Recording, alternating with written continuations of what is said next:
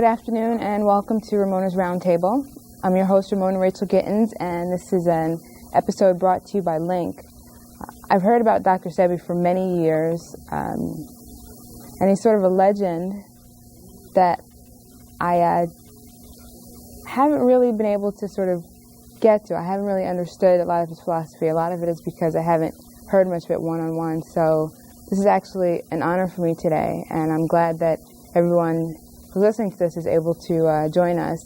And this looks like it's going to be a two-part conversation, and it looks like it's also going to be very, very interesting. So please join me in welcoming Dr. Sebi. Thank you. Thank you. Thank you for being here. Thank you so very much. I would like to let you start by sort of telling us your story from the beginning. I'm interested sort of in where you are now because I've heard a lot about you over the years, but sort of starting from the beginning, and you could just maybe before you do that, for people who don't know, you give an introduction and sort of an overview. Thank you. Quick. I was born in Spanish Honduras in the year of 1933. I was born in a small village named Milanga. The boy grew up, never going to school, whether kindergarten, high school, grade school, or whatever. Became a merchant seaman. But by the time he became a merchant seaman, he was very deadly ill. He had diabetes. He had asthma from birth. He was impotent at 28. And at 30, he had diabetes, asthma, obesity, and insanity. And with the help of Mexican people, I was cured.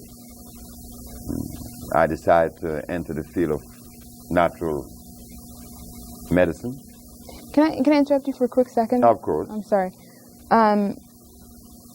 When you started off, you were referring to yourself in the third person, and you switched to the first person. Do you see who you were earlier in your life as sort of a different person, as though you've sort of become yourself in the second half of your life? I was always a different person. I disagree with everything. I disagree with everything. Everything I heard, I disagreed with. Right. And I was 14 years of age when I said I was going to work. I was working since I was 11 because my grandmother raised me. And she was my responsibility to take care of paying the rent, buying her clothes, buying the food. So, but I was tall and I was very, I suppose, sensible. So I just grew up, and at 14, I made a statement that I was going to do something to help humanity. But when I made that statement, I also knew that I was going to come up against the established or prevailing philosophy of life. That I knew at 14 years of age. But I didn't know that one day that I would become the person that I'm known for today as being the healer. I didn't know that. But even before I became the healer, I didn't have a girlfriend until I was 21 because I disagreed with what I saw. And even now, my interrelationship with women, I don't believe that there is a woman that could rightfully say that they love me because of the way that I live and the way that I see things. And I'm not really upset or bothered by that. But I live different. I see different. I feel different. And I don't like to share that with most people because it is so far away. You don't want to disturb anyone. But even the healing that I bring to the world, look at that. My very first patient, I was a steam engineer working for the county of Los Angeles. And this blind man had heard that I was experimenting with these plants. And his neighbor said, well, why don't you take it? And he took the plants, and in 2 days he was seeing. And he was blind for 11 years. That shook me, because I couldn't explain to the world the mechanics behind this blind man seeing. What were your thoughts when you formulated the compound? Right. The way that the compounds came into existence, was being a steam engineer, I knew that the pH value, the pH factor, had a lot to do with healing. And the herbalists then, like the herbalists today, are unaware that the pH factor has a lot to do with it. Meaning this, I said that if God tell us that the herbs are for the healing of the nations, in the book of Genesis, in the book of Ezekiel, in the book of Exodus, and the book of Revelation, it says that the herbs are for the healing of the nations. Then as I go further into the history of medicine, this is what I found, that the great Hippocrates used herbs to cure disease, and that he cured every disease known to man. This man was curing every disease in Greece 365 years before Christ was even born. So when people tell us that only Jesus heals, you remind them that Hippocrates was here long before he was born, 300 years. So I said, if Jesus cured with herbs, Hippocrates cured with herbs, and God said the herbs, then what's up? Why aren't we curing with herbs today? So I said, one day when I went to work, my wife and I was talking all night. We were engaged in this conversation about these herbs. So Ma said to me that there could be something locked someplace that prevent us from accomplishing the goals that Jesus Christ and Hippocrates accomplished. When I went to work that night, I found it. I laughed. Oh, I was so happy. I was extremely happy because I said, it is required of us to maintain the pH at 6.9. At 7, which is the neutral zone, pH of 7 is neutral. And if it is slightly on the acid side, it's 6.9. And the reason why we maintain the pH at 6.9 is to keep the tubes of the boiler clean, that there will be no life form in there. But if the pH is 7.1, oh, now you're going to experience life. Life form will begin to accumulate in the tubes of the boiler, preventing the radiant heat or the convection heat from reaching the tubes. I said that if life was so powerful that it could exist in a temperature of 450 degrees, then the herbs that heal would have to be alkali on 7 plus instead of acid 6.9. Then I begin to check the pH of all the herbs. I begin to test it. I test comfrey, acid. I test garlic, acid. I also tested aloe vera, St. John wort, rose hips, comfrey. All of these things are very acid. Carrot juice is extremely acid, yet the healers in New York then and now are still recommending these acid foods. So I said, well, let me investigate further to see which are the alkali herbs. And I begin to see that burdock, yellow dock, also the elderberry, these are alkali plants. Also the Virginia snake root, that's alkali. One has to know the herbs that are alkali opposed to the herbs that are acid. This today is not really considered, nor do they follow that particular, road or understanding, because the herbalists of today are recommending peppermint. Peppermint is very acid. Peppermint freezes the brain. Some even recommend peppermint oil. Peppermint oil is extremely caustic. So now we have this kind of information in front of us being disseminated and carried out. So there's confusion in the population. But the one thing that my supporters or the people that helped me, that counseled me, they said to me, Sebi, the one thing that you have in your favor is that you have cure and you are curing the diseases that others are not curing. So that is the barometer that tells us that the acid herb that they're using prevent them from reaching the goal that they're pursuing.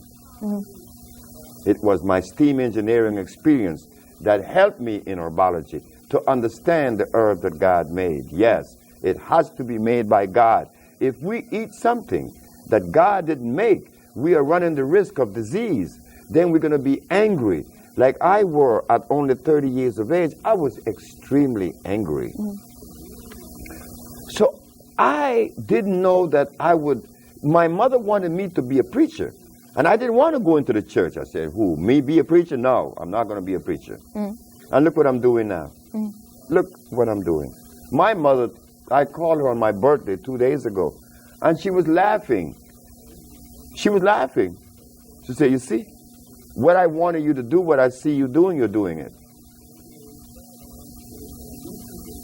Only because people are being healed. That is the work of a shepherd. So if we were to sort of go back and trace everything, as a young man, you had a sense that you would heal people. You didn't know quite how you would do it. You went through to become a young man in your early 20s, and you were still unhealthy yourself, but you started to look into herbs. No, I didn't look into herbs in my 20s. I didn't know anything about herbs in my 20s. No. I made a statement at 14 that I was going to do something to help humanity, but I didn't know it was going to turn out to be these herbs. So when I was sick, I was 30, and I got the help from the Mexican that helped me, and then I proceeded to pursue it, and I was working as a steam engineer at the time that every day I would go to work, and God would talk to me and said, how could you be healed of all those dreadful diseases, and you're going to hold that from humanity? And I would go to work and I would see these turbines and these condensers and these boilers, and I would get so angry. And that was when I stepped up my research. You would see these boilers, and what would make you angry about them? Because I want to get away from them, because I want to go into the herbs. Okay. But I was then 47 years of age. I was 47. And I was 10 years on the job, seniority. And I was making a lot of money. And I had a wife and 2 babies and 1 on the way, and I quit my job. God said, you're going to quit. If you're going to starve, you're going to die starving, but you're going to quit this job. And I left, and I was put in jail, and, you know, all the whole bit that happened to me in New York. I was arrested in St. Martin one night. I was taken to jail in Curacao. Oh, it's been a journey, but it's been nice because it was like a test. I remember being down to only $400. When I started this business, I only had $400. I started this healing journey with $400. And here I am today. A little girl in New York named Haja that was brought to us with a hole in her heart. She's now 16. A little girl was brought to me in Atlanta that was blind from age 8 to age 11 with a tumor on her frontal lobe. She no longer has the tumor on her frontal lobe. Her name is Mecca. And there's a little girl in Minnesota.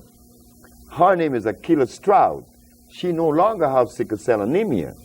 And a month ago, I gave a lecture in New York, and a young lady came forth and said, well, I don't have lupus anymore. So these kinds of things tells us that we, the black race, has the answer to the world's health. We have the answer to their disease state. But we are afraid to take that responsibility because we live in fear. We're scared of white man. We're scared of God. We say that we fear God. I don't know why people fear God.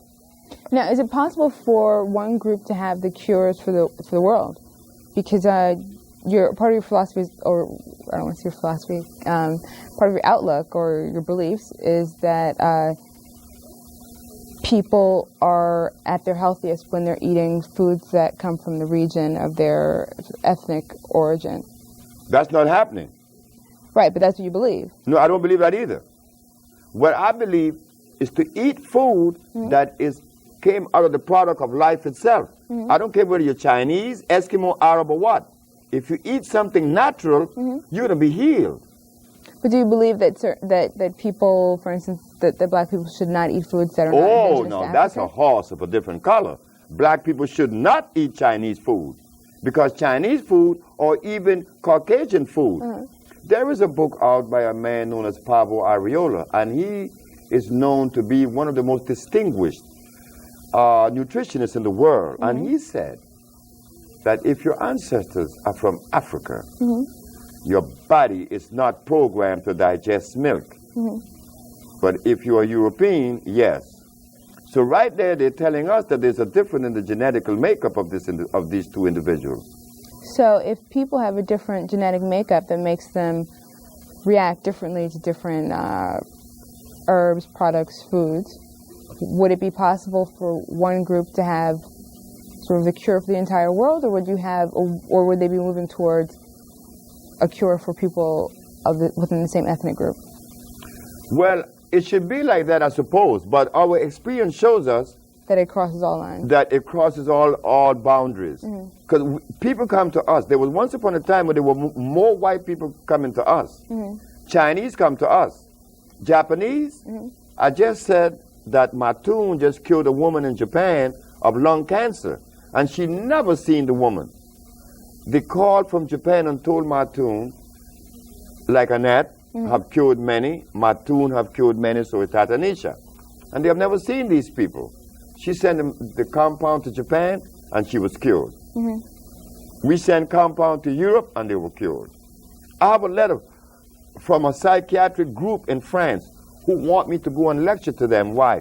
Because someone with schizophrenia was cured that they know about. So these compounds cured everyone, whether you're black, white, Chinese, or Eskimo, providing they are natural. But the substance that you're going to eat as a staple, yes, I agree with you. You are 100% right. It has to be something that is genetically consistent with you. Okay. No, I wasn't saying that, and I'm not saying that either, because I don't know it.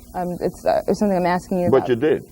It was good. I've heard that you said that. So yes, but it was correct. Okay. It's apropos. Okay. And I'd like to hear a little bit about that in terms of people and the relationship between the staple diet and where your ancestors are from. We're going to give you an example, a good example. From the day that God created this universe and made black people, how many years it has been since God placed black people in Africa? Do you have any idea? The anthropologist has no idea, but they would spout out these numbers for you, that God made the universe 9.5 billion years ago. So the other is, when did he put black people in Africa? They say 1.5 million years ago. But what was the food that God placed in Africa for these people? Certainly, it could not have been potatoes. It could not have been rice or beans or yams or chicken or hogs or cows. It could not be a goat or a lamb, because all these things are hybrid. God did not make these things. These things came just recently, only 4,000 years ago. So what were we eating in Africa before we were taken away? What were we eating in Africa before there was an invasion by the man from Europe? We simply do not know. And it is because we are unaware of this diet that God made specifically for us. This is why we're angry today and we're so divided.